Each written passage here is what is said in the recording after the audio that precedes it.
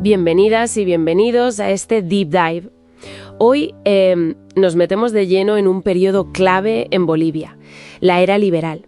Se consolida después de la Revolución Federal de 1899, más o menos, y dura hasta 1930. Lo que vemos en las fuentes es, una época de muchos contrastes. Por un lado, es el lema de orden y progreso, el boom del estaño. Pero por otro, desigualdades enormes y decisiones sobre el territorio, digamos, bastante polémicas. Exacto. Y la idea es esa, ¿no? Entender un poco las luces y las sombras. Ver cómo esa visión liberal de modernidad chocó con la realidad social del país. ¿Y por qué sigue siendo relevante hoy? Es interesante ver ese cambio del poder conservador, ligado a la plata y a Sucre, al poder liberal ya centrado en el estaño y en la paz. Vale, pues vamos a desgranar eso. Empecemos por el principio. ¿Cómo llegan los liberales al poder? ¿Qué los diferenciaba tanto de los conservadores? Pues mira, los conservadores, gente como Arce o Baptista, defendían el orden más tradicional. Ya sabes, la iglesia, la economía de la plata, los terratenientes del sur, de la zona de Sucre. Lo clásico, digamos. Eso es. Y los liberales venían con otras ideas, inspiradas en el positivismo, esa filosofía de orden y progreso basada en la ciencia, en lo material. Apostaban fuerte por el estaño, que era el nuevo recurso estrella. También por atraer inversión extranjera, por un Estado más laico y por la modernización. Su gente fuerte estaba en La Paz y Oruro, las nuevas élites mineras. Y en ese ascenso, la Revolución Federal de 1899 fue un punto de inflexión, ¿verdad? Fundamental. A ver, se vendió como una pelea por dónde poner la capital, pero en el fondo era una lucha por el control económico, pura y dura. Los liberales, liderados por José Manuel Pando, fueron listos. Se aliaron con líderes indígenas importantes, como Pablo Zaratahuilca. Prometiéndoles cosas. Claro. Les prometieron restitución de tierras.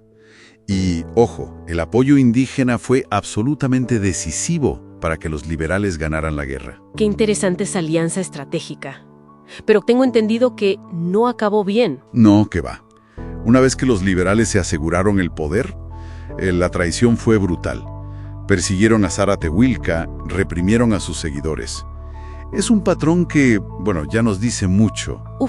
Pando, ya como presidente entre 1899 y 1904, consolidó ese poder liberal. Impulsó ferrocarriles clave, como el de Oruro a La Paz. Trasladó la sede del gobierno a La Paz, de facto, y firmó el Tratado de Petrópolis en 1903. Que supuso ceder el Acre a Brasil. Exactamente. Y después de Pando, llegó otra figura central, Ismael Montes. Sí, Montes. Presidente en 2 periodos, además. Sí, de 1904 a 1909 y luego de 1913 a 1917. Montes fue el gran constructor de ferrocarriles. El de Arica a La Paz fue vital para sacar el estaño. Era visto como el gran estadista liberal.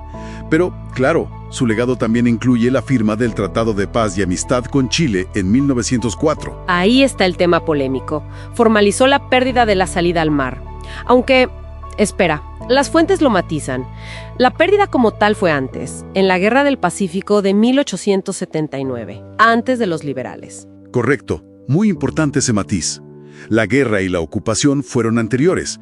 Lo que hizo el Tratado de Montes fue formalizar esa pérdida. Se cedió a Antofagasta a cambio de compensación económica y, esto es crucial para entender a la élite de la época, a cambio del ferrocarril Arica-La Paz. O sea, se priorizó la logística del estaño. Clarísimamente. La salida del mineral por encima de seguir peleando por el territorio. Y esto, claro, levantó ampollas.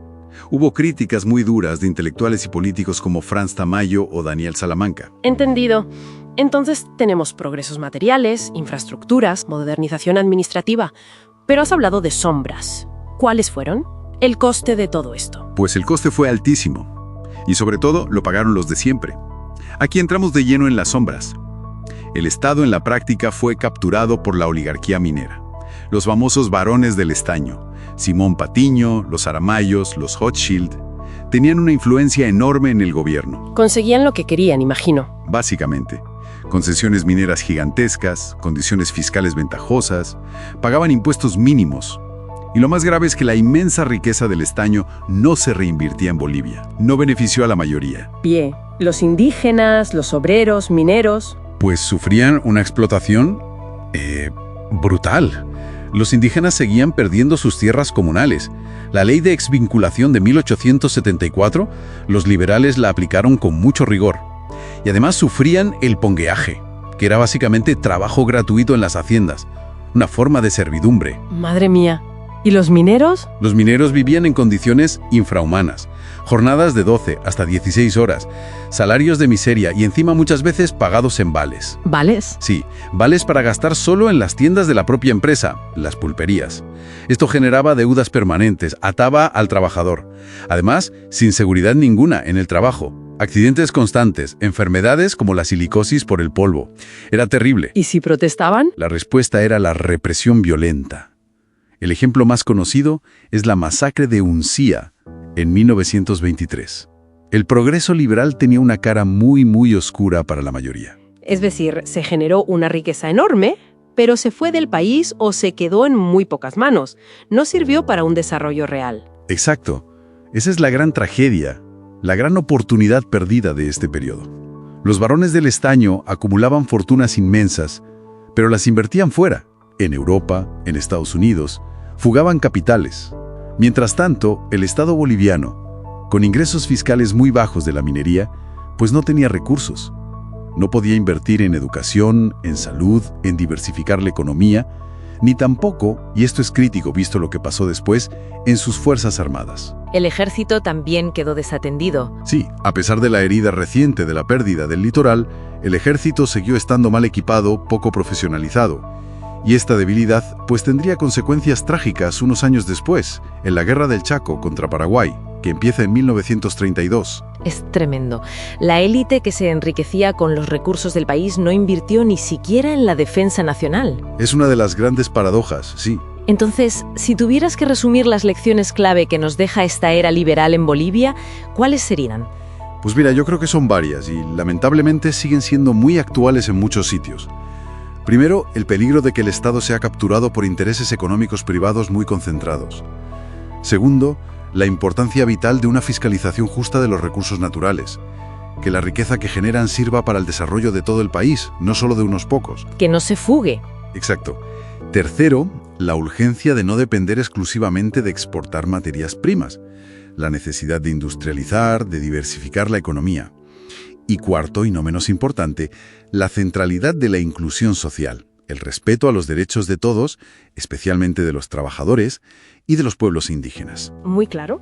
Entonces, para resumir nuestro deep dive, la era liberal boliviana fue un tiempo de modernización, sí, pero muy superficial, impulsada por el estaño, marcada por una desigualdad abismal, por un Estado al servicio de una élite muy pequeña y, al final, por una oportunidad histórica de desarrollo que se dejó escapar. Totalmente. Una fachada de progreso que en realidad ocultaba una explotación enorme y la fuga de una riqueza que, bueno, quién sabe, podría haber cambiado el destino del país. Y nos dejas con una reflexión final importante. ¿Hasta qué punto esas dinámicas que se forjaron entonces, la dependencia de los recursos naturales, la captura de la renta por élites, la desigualdad estructural, siguen resonando hoy? No solo en Bolivia, sino en muchas economías que dependen del extractivismo en todo el mundo. Es una pregunta fundamental. Sí, conecta directamente ese pasado con desafíos que son muy presentes.